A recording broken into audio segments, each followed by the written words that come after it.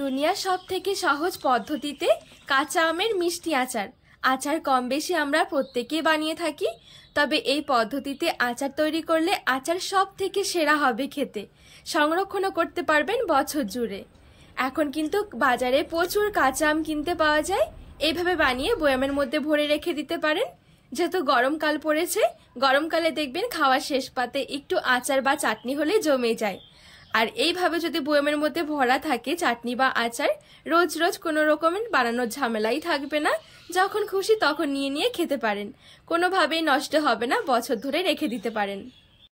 নমস্কার বন্ধুরা, নতুন একটা পর্ব দেখার জন্য আপনাদের সকলকে স্বাগত জানাই। আজকে বানিয়ে দেখাবো কাঁচা আমের মিষ্টি আচার। বাজারে এখন প্রচুর কাঁচা আম কিনতে পাওয়া যায়, আর এইভাবে আপনারা কিন্তু আচার বানিয়ে বছর জুড়ে সংরক্ষণ করতে পারেন। বানানো একদমই সহজ আর খেতেও ভীষণ ভালো লাগে। তো চলুন, আশা করছি রেসিপিটি অনেক ভালো লাগবে। তো আজকে আমি এই আচার তৈরি করার জন্য এখানে নিয়েছি 1 কিলো কাঁচা আম। এবারে আমগুলো একটু খোসা ছাড়িয়ে নেব।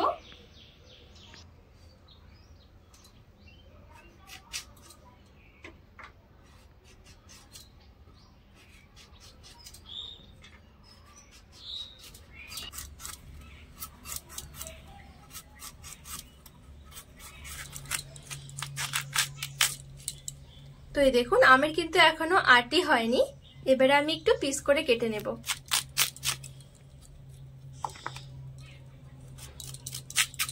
তো আচার তৈরি করার জন্য ঠিক এইভাবে করে কেটে নিচ্ছি।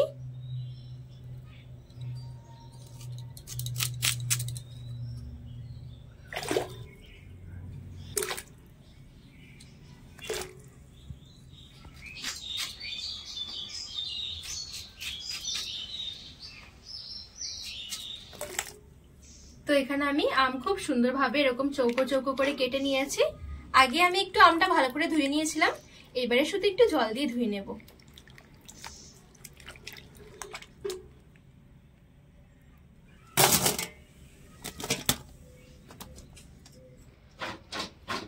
তো এখানে আমি আম কেটে খুব সুন্দরভাবে জলটা ঝরিয়ে নিয়েছি।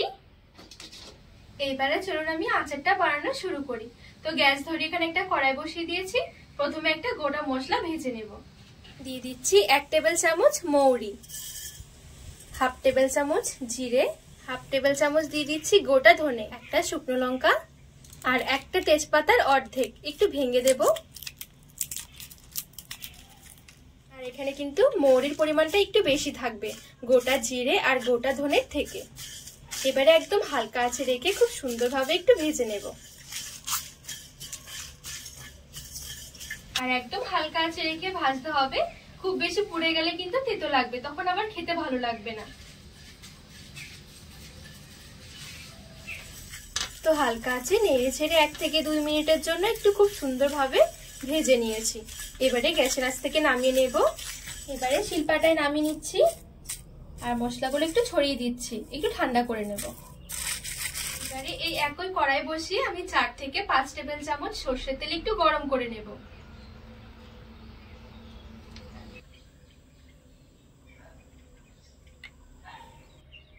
তেলটাকে এবার একটু ভালো করে গরম করে নেব। আর এখানে কিন্তু অবশ্যই এই সরষের তেলটাই দেবেন, তাহলে খেতে ভালো লাগবে।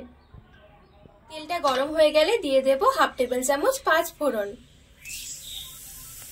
একটা তেজপাতা আর একটা শুকনো লঙ্কা ফাটিয়ে দিয়েছি। হালকা করে একটু নেড়ে ছেড়ে আমি কেটে রাখা আমগুলো দিয়ে দেব।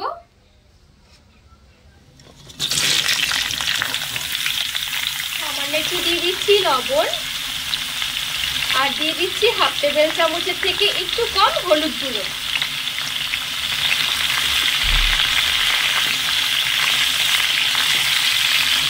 সমানে নেড়ে ছেড়ে আমটা কষিয়ে নেব একটু সেদ্ধ হওয়া পর্যন্ত।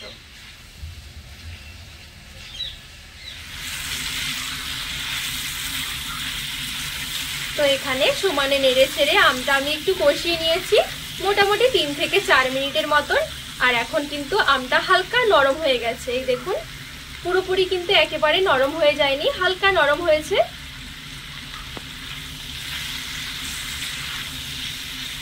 এবারে দিয়ে দিচ্ছি চিনি।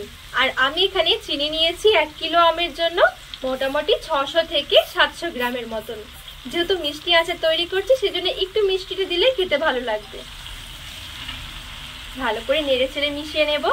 আর এখানে কিন্তু কোনোভাবেই জল দেওয়া যাবে না।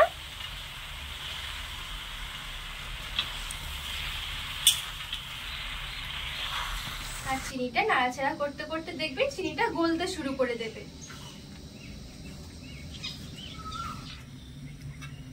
তো এই দেখুন নাড়াচাড়া করতে করতে চিনি কিন্তু খুব সুন্দরভাবে গলে গেছে। এবারে আমটা আমি এই চিনির জলের মধ্যেই সেদ্ধ করে নেব। গ্যাসের আঁচটা মিডিয়াম থেকে লো আঁচের মাঝামাঝি রেখে দেব আর একটু ফুটিয়ে নেব। আর এখানে খুব বেশি একটা নাড়াচাড়া করা যাবে না, যেহেতু আমের এখনো আটি হয়নি, আমটা কিন্তু অনেকটাই নরম, খুব তাড়াতাড়ি করে কিন্তু নরম হয়ে যাবে।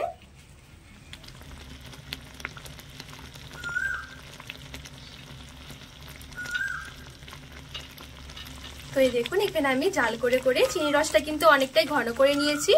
আর আম কিন্তু এখন পুরোপুরি ভাবে সেদ্ধ হয়ে গেছে। এই দেখুন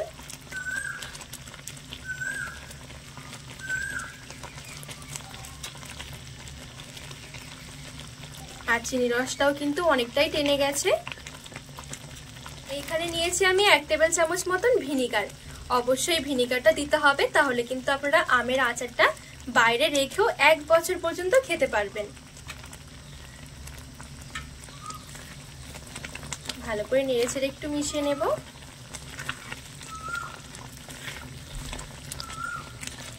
এবারে এদিকে যে আমি গোটা মশলাগুলো ভেজে রেখেছিলাম, এখন কিন্তু ভালোভাবে ঠান্ডা হয়ে গেছে মশলাগুলো।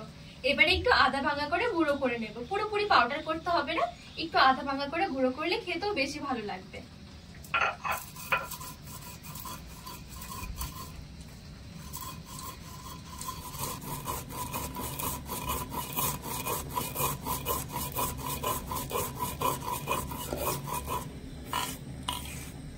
তো এই দেখুন খুব সুন্দরভাবে আমি আধা ভাঙা করে গুঁড়ো করে নিয়েছি।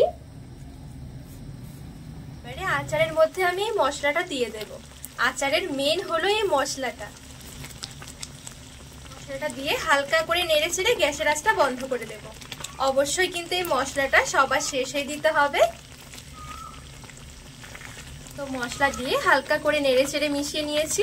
এবারে আমি গ্যাসের আঁচটা বন্ধ করে দেবো। আর এই দেখুন কতটা সুন্দর লাগছে।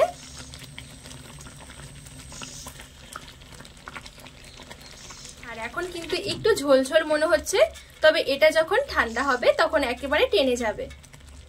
আর আচার কিন্তু আমরা বাড়িতে সবাই প্রত্যেকে কম বেশি বানাই, তবে এইভাবে একবার আচার বানিয়ে দেখবেন, যেমন সহজ মনে হবে তেমন খেতেও ভীষণ ভালো লাগে। আর এভাবে আচার তৈরি করলে তো আপনারা বছর ধরে রেখে রেখেও খেতে পারবেন। একটু বেশি করে তৈরি করে নেবেন। এই গ্যাসের আঁচ থেকে নামিয়ে ভালোভাবে আচারটা আমি ঠান্ডা করে নেব। ঠান্ডা করে তারপরে আপনাদেরকে আচারটা দেখাচ্ছি। তো খুব ভালোভাবে আমি আচারটা ঠান্ডা করে নিয়েছি। ঠান্ডা হয়ে গেলে দেখবেন আচার অনেকটা জমে যাবে আর কালারটাও অনেকটা সুন্দর একটা চেঞ্জ হয়ে আসবে। এই দেখুন কতটা লোভনীয় লাগছে দেখতে আচার। খেতে ভীষণ ভালো লাগে। এভাবে একবার হলেও আচার বানিয়ে দেখবেন। তো কিছু আচার আমি একটা প্লেটের মধ্যে তুলে নিচ্ছি, আর কিছু আচার আমি একটা বয়ামের মধ্যে ভরে রেখে দেব। চাইলে আপনারা অনেক বেশি করে কিন্তু এইভাবে আচার বানিয়ে বয়ামের মধ্যে ভরে রাখতে পারেন। অবশ্যই একটা কাচের জার নেবেন, আর কাচের জারটা ভালো করে ধুয়ে মুছে পরিষ্কার করে নেবেন, কোনোভাবে যেন কাচের বয়ামের মধ্যে জল না থাকে। তো এই দেখুন আমি কিছুটা আচার এখানে বয়ামের মধ্যে ভরে নিয়েছি। আর এইভাবে বয়ামের মধ্যে ভরে কিন্তু আপনারা বাইরে রেখে দিতে পারেন 1 বছর ধরে, কোনোভাবেই নষ্ট হবে না। ফ্রিজে রাখারও কোনো দরকার নেই, যখন খুশি তখন ইচ্ছে করলে কিন্তু খেতে পারেন। এখন যেহেতু দেখবেন গরমকাল পড়েছে, শেষ পাতে একটু আচার বা চাটনি হলে জমে যায়। তো এইভাবে বানিয়ে রাখবেন, ঝটপট কিন্তু নিয়ে নিয়ে খেতে পারবেন। আজকে এই কাঁচা আমের মিষ্টি আচারের রেসিপি আপনাদের কেমন লেগেছে অবশ্যই কিন্তু কমেন্ট করে জানাবেন। আর রেসিপি ভালো লাগলে চ্যানেলটিকে সাবস্ক্রাইব করে পাশে থাকার অনুরোধ রইল।